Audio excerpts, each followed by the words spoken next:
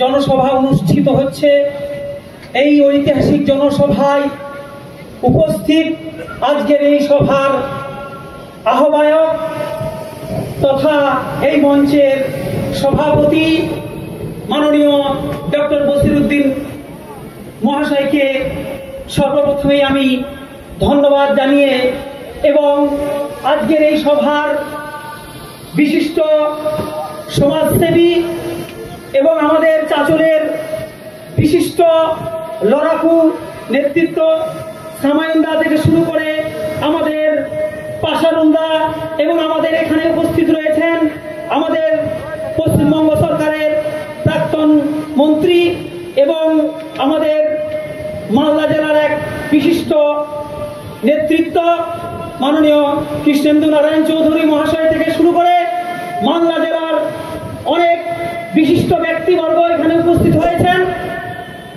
আমি সকলকেই আমার শ্রদ্ধা সালাম এবং আমার কৃতজ্ঞতা জানিয়ে এবং মঞ্চের সামনে উপস্থিত এই আপামর জনসাধারণ মা বোনেরা এবং মঞ্চের ডাইনে ও বাইরে বসা এই ইমাম অ্যাসোসিয়েশনের বিশিষ্ট ব্যক্তিবর্গকে আমি আমার সালাম জানিয়ে দুই একটি কথা বলছি।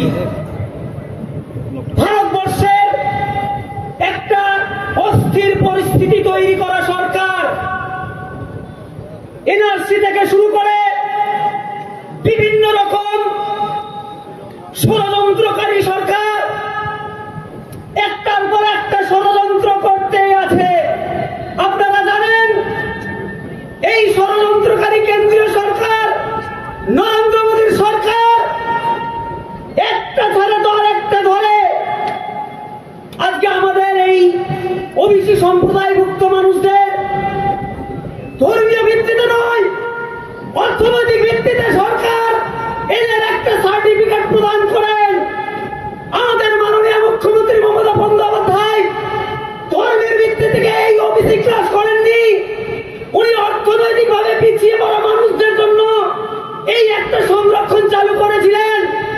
কিন্তু কেন্দ্রের এই পুঁজিপতি পরিচালিত বিজেপি সরকার, এই গরিব বিরোধী সরকার, এই ওবিসি বিরোধী সরকার ষড়যন্ত্রের পর ষড়যন্ত্র করে আজকে আমাদের এই গরিব পিছিয়ে পড়া মানুষদের উনি সর্বশান্ত করতে চান।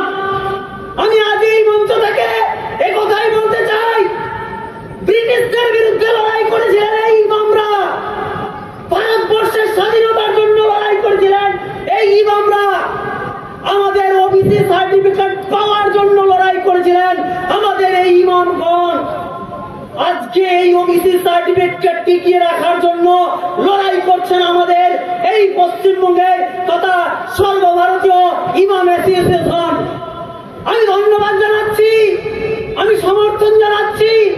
এই আন্দোলন শুধু চাঁচলের পাঞ্চালী মাঠে নয়, এটা পশ্চিমবঙ্গ এবং পশ্চিমবঙ্গের বাইরে ভারতবর্ষে আমরা এই আন্দোলনকে ছড়িয়ে দেব।